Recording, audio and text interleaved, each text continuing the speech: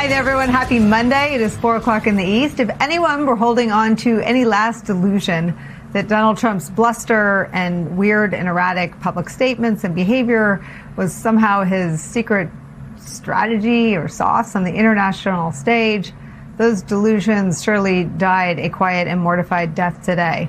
As the 60-day memorandum of understanding with Iran expires, Donald Trump proving once and for all that his ego, his fragility, his apparent instability might actually be America's greatest national security threat, as it becomes abundantly clear that he is way out of his depth in the war he began with Iran. In the span of just 20 hours, Donald Trump threatened to both dramatically widen the war with Iran and to abandon one of our closest allies in favor of a dictator who's been nice to him.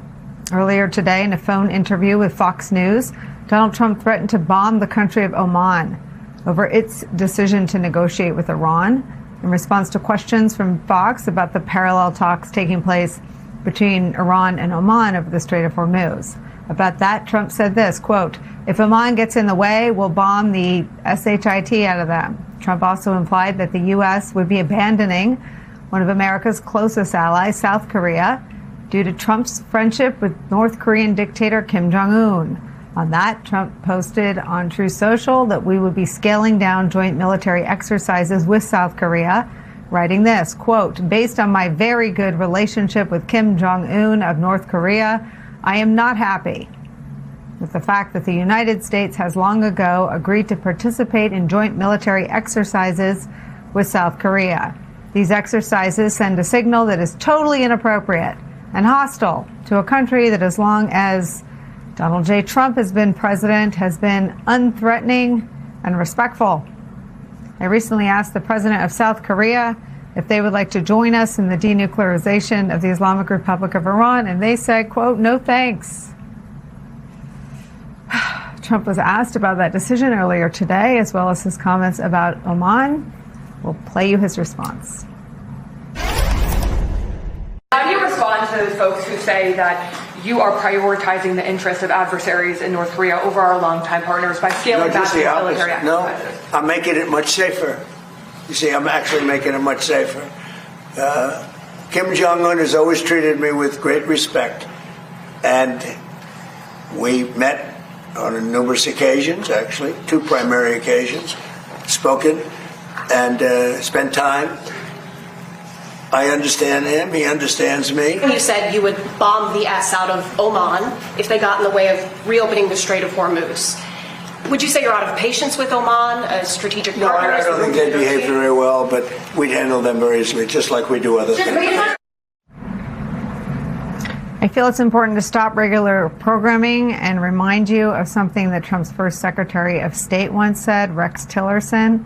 He, quote, reportedly called Trump an effing moron following a national security meeting at the Pentagon. That was per NBC News reporting. CNN reported around the same time that his first chief of staff, or maybe it was the second, General John Kelly, said this about Trump when it came to foreign policy, quote, "The depths of his dishonesty is just astounding to me. The dishonesty, the transactional nature of every relationship, though it's more pathetic than anything else, he is the most flawed person I have ever met in my life."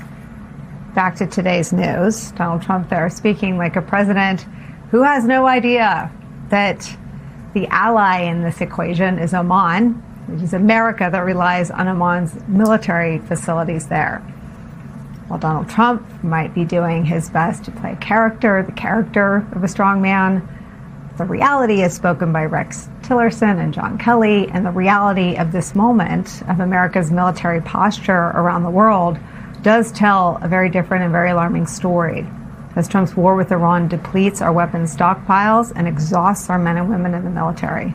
Washington Post is reporting today that the U.S. supply of a drone that's key to monitoring and defending the Strait of Hormuz has dropped by 25% because of Trump's war with Iran. Trump attempting to emulate his favorite strongman on the world stage as our military and national security and credibility pay the price is where we begin today with some of our favorite reporters and friends. Former Deputy National Security Advisor to President Obama, now the co-host of Pod Save the World. Contributor Ben Rhodes is back. Also joining us, staff writer at The Atlantic, Tom Nichols is back. He's a professor emeritus of national security affairs at the U.S. Naval War College. And our senior national security reporter, David Rohde, is with us. David, I start with you. And I went back and read the context of Tillerson's description of Donald Trump as an effing moron. I think it comes after this now infamous tank briefing where the generals are trying to tell Trump basically why we go to war and why we fight and who we are allied with and why. And the inability to make him understand the purpose of alliances and the threat posed by our adversaries is, I think, what creates Tillerson to just burst out with that truth bomb, describing Trump as an effing moron. And I think on Kelly's part, General John Kelly had been sort of stewarding the chapter where Trump repeatedly tweeted about Little Rocket Man, which was his sort of the enemy part of the frenemy relationship with Kim Jong-un, when he concludes that, quote, the transactional nature of every relationship that Trump has is, quote, more pathetic than anything else. So these are two credible men who were there for Trump 1.0. And I bring that up because there are no Tillersons, there are no Kellys. We're not getting any window into the honest predicament that the president has placed the United States in. So we rely on journalists like yourself. Tell us, are things as bad as they seem? Things are getting worse, I would say. The strange thing about this weekend, and I had the same feeling you did, is that the erratic behavior of the president, it's obviously led to enormous problems and failures and tremendous risks for American service members with Iran. But you now have that sort of spreading around the world. Previously, you could have said there was a problem in Ukraine. You talked about South Korea. And it's extraordinary that the President of the United States is sort of praising the dictator, Kim Jong-un, who is in his early 40s, who inherited this hermit kingdom from his father, that they should be treated well because Kim Jong-un treats President Trump respectfully. And it's just astonishing in that it helps China so much. And at the same time, you have the last U.S. Aircraft carrier, the Japan-based carrier, leaving the region for the first time since the 1970s. And that this has been Republican and Democratic presidents, going back to Nixon, have had a carrier there to protect South Korea, to protect Taiwan, and to protect Japan. And it's the rate at which Donald Trump is sort of unraveling our alliances worldwide, to me, seems faster, at least, than I ever expected. And this weekend was sort of a microcosm of that. So what happens now, David? I mean, he's got himself completely boxed in. And I don't know what story his own advisors could be telling him that doesn't, perhaps in softer terms articulate that when it comes to Iran. But what is your sense of what their own assessment is of what our options are? It's hard for me to say. I don't know. I know, at least in the first term, Trump's aides feared him. He had a volcanic temper. I mean, the big difference was that there were people like Rex Tillerson, like Jim Mattis, who resigned. Gina Haspel threatened to resign because she would not allow Kash Patel to become the deputy director of the CIA. You don't see that in his closer circle. You do see some people leaving. One announcement over the weekend was Andy Baker. He's a respected aide of J.D. Vance's. He's now leaving the White House. Carolyn Levitt, said she was going to leave earlier. And so it's not a large number of people leaving. But the different dynamic, the key here in this second term is it's just Trump doing what he wishes. Todd Blanche saying, I'm going to, consult with the president when it comes to the Justice Department. It's a president getting, more power than we've ever seen since the post-Watergate reforms. And then a president, at least in terms of foreign policy and national security, the area I know well, who just seems to be making this up as he goes along. Yeah, I mean, Ben, the utterances about canceling military exercises and abandoning South Korea have in some ways alarmed a wider circle of people more publicly than the volatile and chaotic and erratic utterances about Iran. And I'm not sure if that's because it's just a new front that he's now publicly destabilizing. Kim Jong-un is an old I want to call him paramour, sort of love. He shared his love letters between himself and Kim Jong-un across the two terms. He's very proud of that relationship. But again, it feels almost like he was steered toward a friendship with Kim Jong-un because the advisors at the time feared that he would start a war with North Korea. But just talk about the natural extension of that relationship leading to the abandoning of another key strategic U.S. ally in Korea, South Korea. Well, I mean, first of all, it feels a bit like a bully on the schoolyard who is not getting his way with Iran. And so now he's just going to look for other people to beat up, right? It's a classic bully behavior. And let's take a step back here, because first of all, it bears noting that to much fanfare, Donald Trump launched those talks with Kim Jong-un in his first term that achieved precisely nothing. Like, the purpose of the talks going into it was to address North Korea's nuclear weapons program. And nothing was done to constrain North Korea's nuclear weapons program. It's advanced since then. Its missile program has advanced since then. He says they've done nothing threatening. That's not the case. They've actually even sent tens of thousands of troops to fight in Vladimir Putin's army in Ukraine, and in return have gotten all manner of Russian military technology that puts the United States at greater risk and certainly U.S. allies. And so this is the picture of what's happening. He's already diminished our commitment to South Korea. The THAAD missile defense system, which is the most advanced missile defense system we deploy in that part of the world to defend them against threats. Part of that was moved to the Middle East because of his Iran war, right? So he's already kind of signaled how unimportant they are. But here's the problem. These countries, whether it's South Korea or Oman, they're going to be around after Trump. And they have other options. Yeah. There's no reason South Korea has to make its entire security architecture plug into the United States as it does.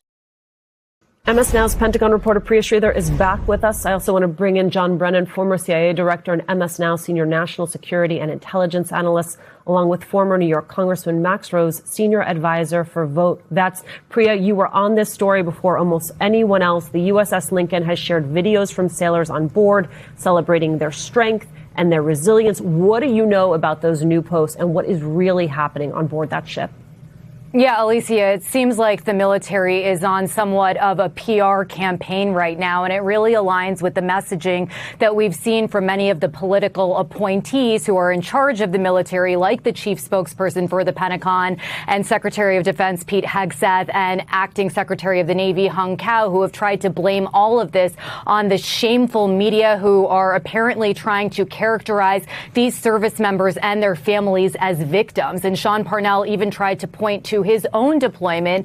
And we've seen a lot of that sort of rhetoric about how, you know, the military is obviously a place where you're not going to see luxurious conditions. These are what deployments are like. But I can tell you, Alicia, that this deployment was not standard at all. 208 continuous days at sea with no port calls is not normal. Aircraft carriers typically stop every 30 to 45 days. And in addition to that, you're seeing what's usually a 6 to 7 month deployment for these aircraft carriers being extended indefinitely 9 to 12 months long. So that is really what caused all of these issues when it comes to exhaustion and morale with the service members on the ship. Their supply shortages were real. The Navy leaders have acknowledged it themselves. They say this was a result of Iranian missiles striking the Navy's Fifth Fleet headquarters in Bahrain, and they had to pivot to another military base on an island that was 2,200 miles away from the Gulf of Oman, where this aircraft carrier sits. So none of this was made up. This was all very real. And we're seeing these leaders scramble to try to cover it up, essentially. Let's talk about that scramble. Director Brennan, the top military official overseeing the war, Admiral Brad Cooper, visited the aircraft carrier over the weekend. He wrote an op-ed released Sunday in the Wall Street Journal saying that many of the issues are, quote, old news, and crew members were, quote, tired, but they continue to fire on all cylinders.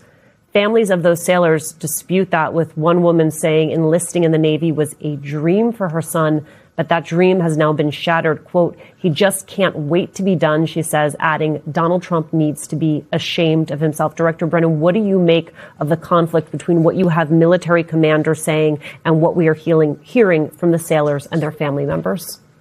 Well, I think Admiral Cooper owes it to the servicemen and women who are aboard the carriers and the other ships to try to remedy the situation out there. and not just with nice words. Yes, war can be tough. It can be grueling. At the same time, there's an obligation on the part of those in charge to make sure that the best available conditions and supplies are available. And as has been mentioned, I mean, it shows the real lack of planning that went into this conflict. The fact that the major supply depot in the Middle East, the U.S. Sixth Fleet headquarters in Bahrain, was virtually destroyed at the beginning of this conflict, and they haven't been able to really replace it or refurbish it. It just demonstrates that they were not expecting the type of response from Iran. And so again, also it just underscores just how awful and, unfortunate this conflict has been. But again, I think Admiral Cooper and others really owe it to the men and women aboard these vessels to do everything possible to make the conditions better, and not just with a lot of nice words publicly. Yeah, I mean, Max, I keep thinking about something that Amy McGrath said to me last week, which is like, members of the armed services don't need to be coddled, but they do need strong leadership.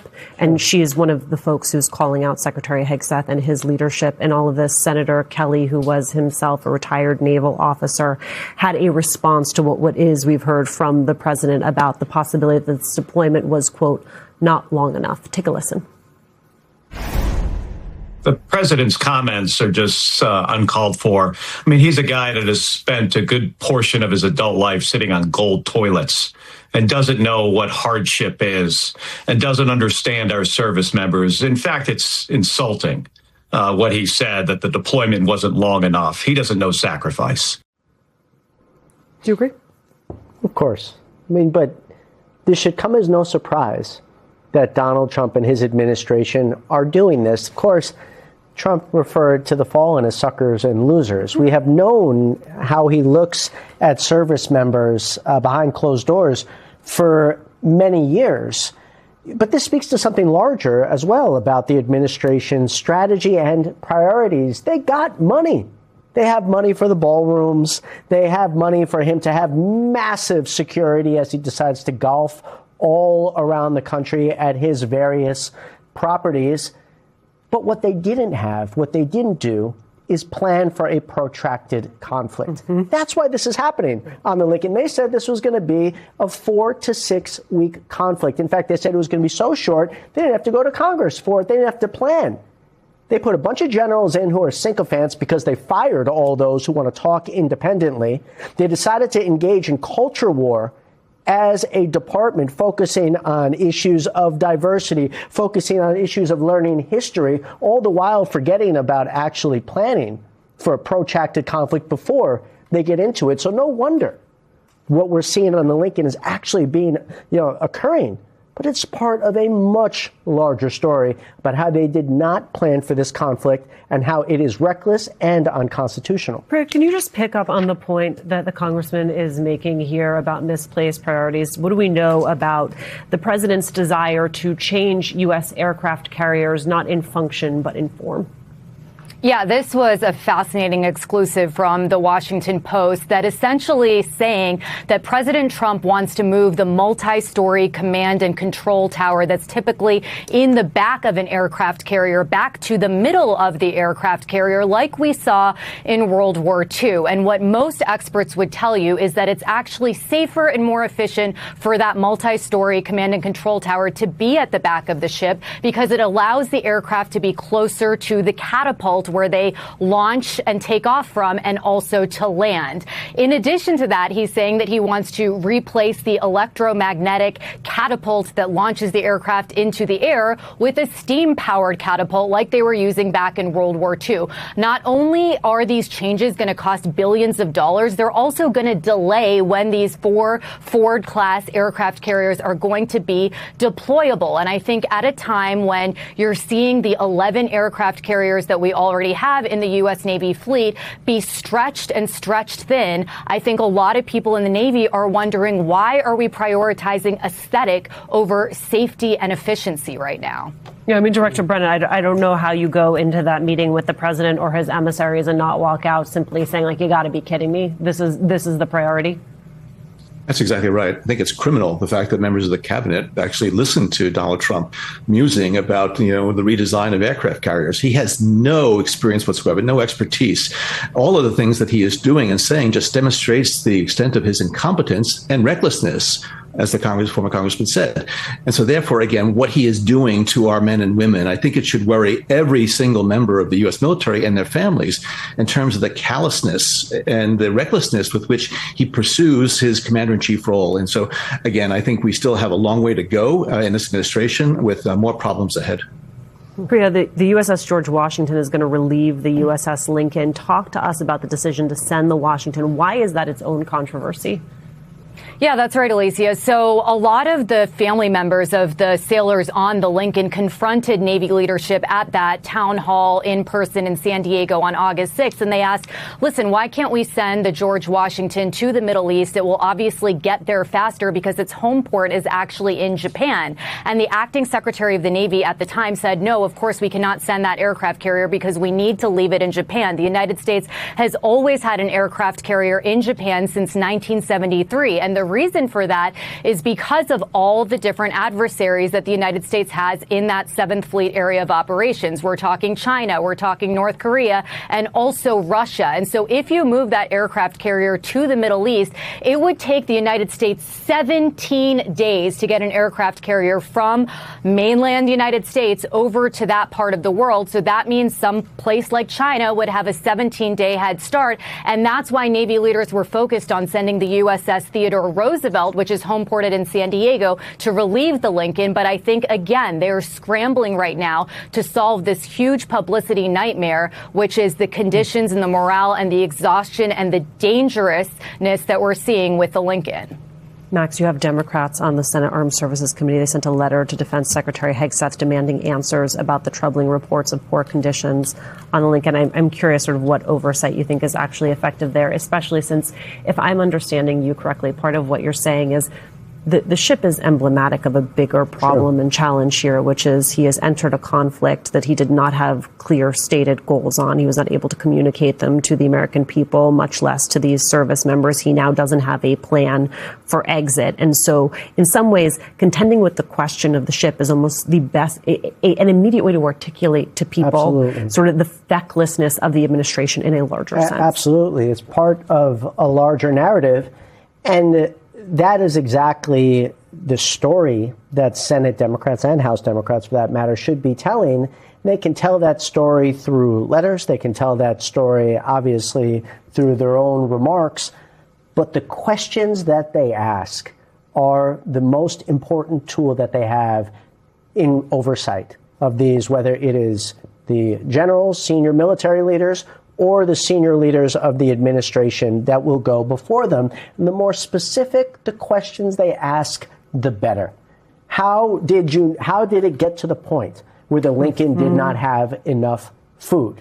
How did it get to the point? Did you plan for that? But also, did you plan for the military bases throughout the region to get bombed? Did you prepare in advance for them to have the proper defenses? The specificity of their questions will be their greatest strength. Markets opened 2 minutes ago, so let's get down to business. The Trump family is now moving to expand its crypto venture after getting an initial sign-off from a Trump administration regulator. An arm of the Treasury Department has given World Liberty Financial preliminary approval to become a bank.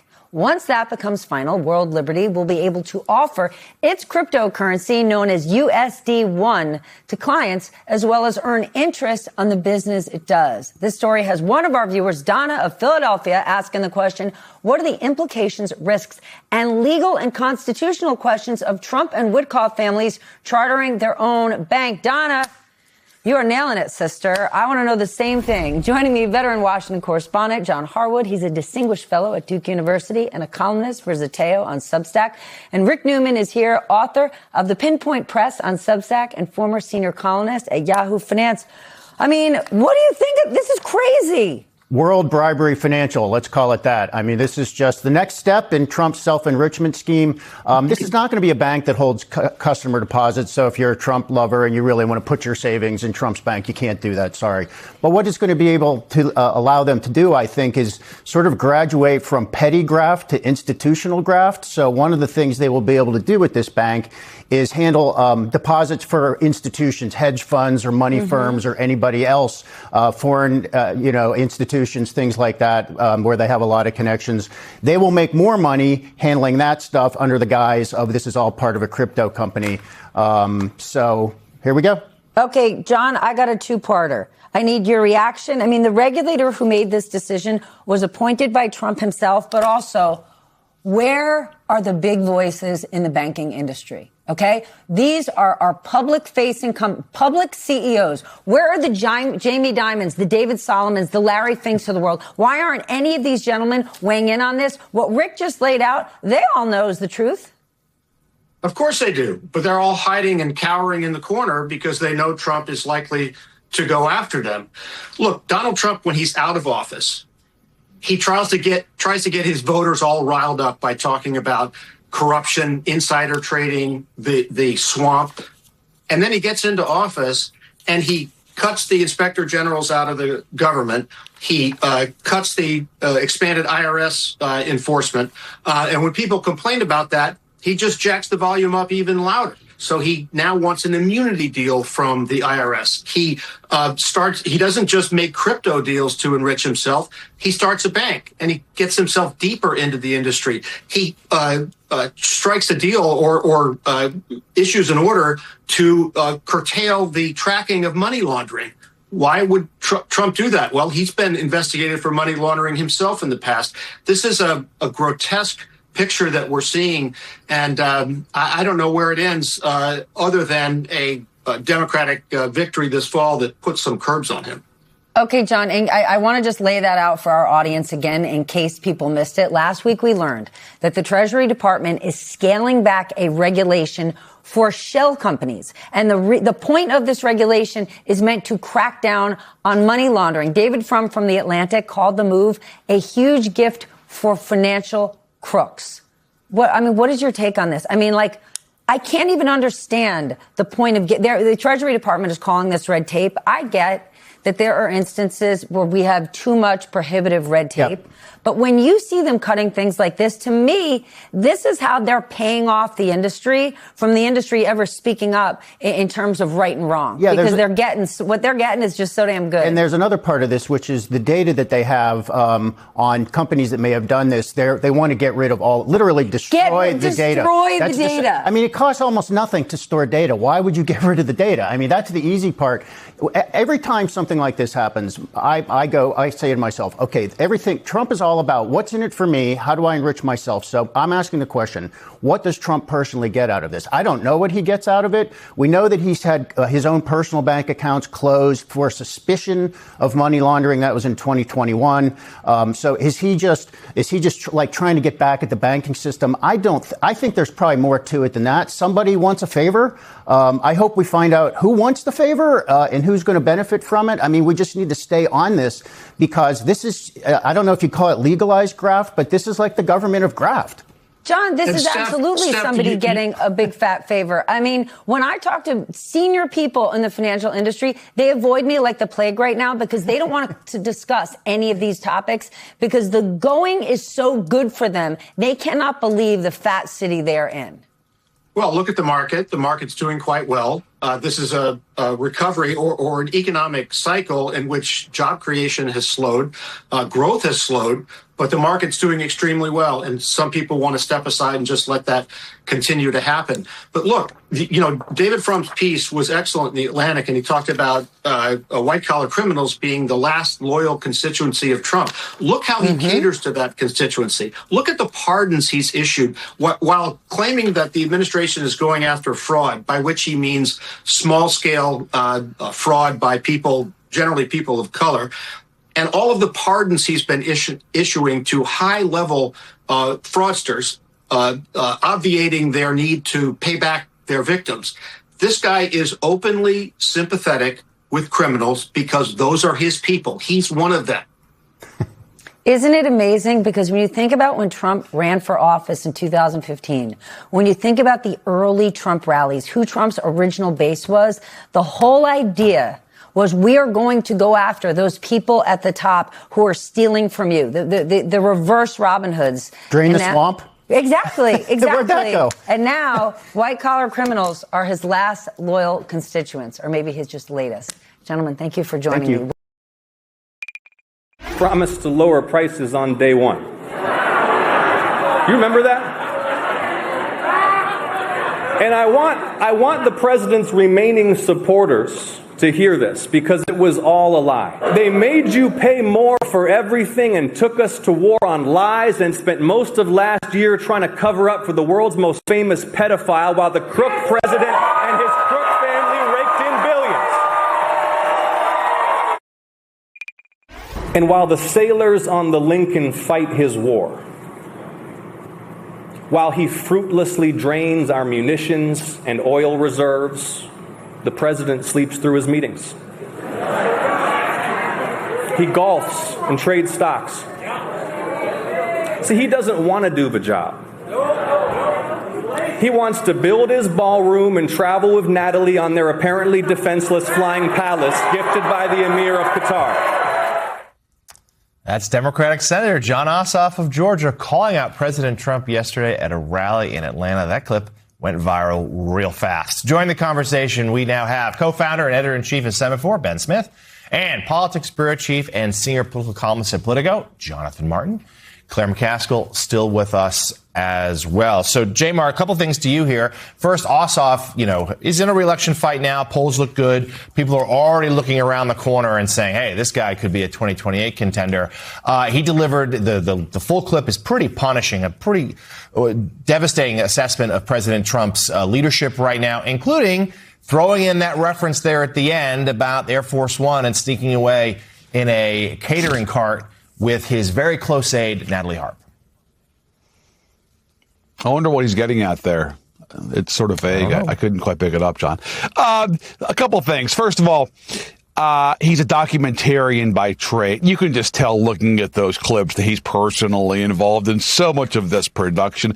Secondly, he's doing these speeches for a live audience, which you can obviously hear the reaction at some of those lines. In fact, so much so it almost steps on some of his material. But he's really delivering these events, as Ben knows well, for a social media crowd. I read about this a couple of months ago. If he does eventually become the nominee of his party and president, he's going to be the first true viral clip nominee. All of us live in this world in which we consume these clips. We don't even know we're doing it all day long on social media. And he's figured that out and has sort of mastered that. And guys, I think he's rocketed into contention for the presidency almost entirely based upon 30 to 40 second long video clips. It's really extraordinary to see. And you guys know this. If he wins Georgia this fall by like 6-7 points, hell, even four to 5 points in Georgia, that's a landslide. Biden won by a hair in 20. Trump won narrowly in 24. He hangs a 5-point margin in Georgia this fall. Katie barred the door. There's going to be a huge push to draft him into the race. Beto O'Rourke, guys, lost in 2018 in Texas, 3.5 points. He still got pushed to run for president. What's it going to mean if Georgia, who looks and sounds like that, wins Georgia by 5 this fall? You can see this thing really taking off in November if that happens. Yeah, and Ben, it's so interesting how times have changed, and Jay Mart's exactly right. That's custom made, that speech. You see all the angles, you see the quick cuts, you see the Hollywood lighting. That's all for social media. I used to always tell everybody it would be, hot in June or July. I'd be making my campaign announcement, and I would tell everybody, hey, this isn't about the campaign announcement. This is about getting the best shots we can get for the ad I'm going to run the last week of the campaign, my closing shot for the campaign. That's how things used to be. This is now like, we're doing this not for 3 months from now, not to buy a lot of ad time on WEAR, the ABC affiliate in Pensacola. We're doing this to put it up on social media tonight. And I think what Jay Mart said so brilliant. This guy is getting talked about as being the next Democratic nominee based on the power of, some good hearings in the Senate, but also mainly on 30, 45-second clips that he's delivering to his social media followers. Yeah, and I think people think that being good at social media means doing kind of informal, dress down, kind of get ready with me, sort of videos that make you seem, relatable, kind of the way Mamdani did. But I think what you're seeing is these things keep changing and there are various paths, and what Ossoff is doing is these almost very conventional, it's like a Mr. Smith goes to Washington kind of traditional suit-wearing, formal speech, in which he is also, as you see, kind of winking at what's happening on social media, which is rumors about Trump's relationship with Natalie Harp, which are not, I think there's not been detailed reporting on what's going on there at all, but things that I think are being kind of whispered about in newsrooms, joked about on X. And Ossoff's just running right at that, but in the style of a very old-fashioned politician, which I think is actually part of what Democrats like right now about him. Yeah, and not afraid to touch topics like that. Or he's the one who coined the phrase Epstein class, which a lot of Democrats have grabbed right now to sort of point at Trump and the culture of corruption and the rich getting richer and more corrupt in power. Meanwhile, during Saturday's DNC summer meetings, Democrats urged unity after a particularly bruising primary season. Former DNC chair and governor of Virginia, Terry McAuliffe, was one of those voices, and he had this to say. I've learned a lot about Democrats through all those years, going back 60 plus years. We love to argue. I know that. We all have strong opinions, and I like people who have strong opinions. However, I have a message for all of those geniuses and political geniuses out there who constantly go on TV and Twitter, Democrats trashing fellow Democrats. I got a simple message for you. Knock it off or get off the playing field, because we have too much work to do. Folks, I can promise you, nobody sitting in Danville, Virginia right now at their kitchen table worried about paying their heating bill or groceries is worried about what's going on at the DNC headquarters. I promise you all that. We need to be unified, because there really is so much at stake.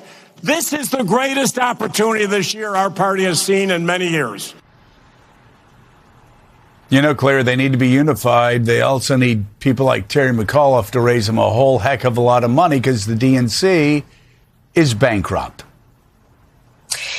Yeah, it's interesting. There's two different ways of funding candidates in America right now for big offices. One is $10, $20 contributions that reoccur, sometimes even monthly, by thousands and thousands of Americans, and contributions up to like $3,000 from some folks.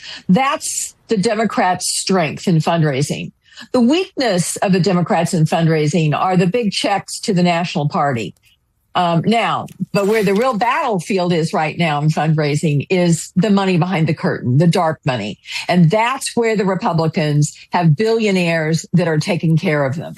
They have billionaires behind the curtain. You don't know who it is. You don't know how much, that are giving so much money. And that's not national party money. So I kind of agree with Terry. I'm not as worried about the DNC as I am other stuff that's going on in the party. And that is one thing I think it's important to point out is moderates have won a lot of these races against progressives, especially in districts that aren't bright blue. So the unification thing is real, and that door has to swing both ways. The people who feel like the party should be more left need to get with the program, and the people who are mad at the progressives for trying to move the party to the left need to take a breath and realize this is the moment where we all have to realize all the stuff we agree about. And it's most of the stuff, not all the stuff. I disagree with the far left on a bunch of stuff, and they don't like me for it. But the bottom line is we are at a critical moment, and winning these midterms are important, and even more important is winning the presidential in 28. Yeah, I mean, the question is, do you want to beat the hell out of everybody at the scrimmage, or do you want to beat Donald Trump Republicans? Do you want to beat, the MAGA movement? And if you do, then maybe leave some of it on the field in practice and in the scrimmages, and focus on first things first. Jay Mort, and the question, though, of what nominee is going to get out there early, a potential Democratic nominee is going to get out there early, the lineup actually suggests it will be most likely a more moderate Democrat. Biden, who was really the only moderate Democrat on the stage in 2020, got absolutely crushed in Iowa and New Hampshire, finished 4th and 5th with Park Slope Democrats who voted for others. This year, not quite. I joke, of course. I love Iowa and New Hampshire, but now South Carolina. Those black voters from the churches that helped Joe Biden revive his candidacy and become Democratic nominee, they get first say. Then Hispanic voters, Latino voters in Nevada will play a large role. Again, a more moderating force, just like black voters in South Carolina, a more moderating force generally in American politics. Then New Hampshire, which is the classic. We all grew up reading about the New Hampshire primary, so that's going to just be a blast. They're not thrilled, but then New Mexico next. Again, more Hispanic voters going to have a say again, have a more generally have a more moderating impact on the Democratic field. Then Michigan, the only Midwestern state of those critical Midwestern states that's in the top 6. And then Virginia, again, a state that is going to be, for 1,000 different reasons, going to be promoting more moderate Democratic candidates. So all in all, if you're concerned that the party is being taken over by the DSA, well, here are 6 states that should ease and soothe, as Mr. Burns would say, soothe your jangled nerves. Well, South Carolina moving to the first slot has transformed the nominating process, Joe. There's no question about it. I've got 2 big questions about the candidates in the race. Number one is there more than one black candidate in the race? I think that will have an enormous impact on South Carolina.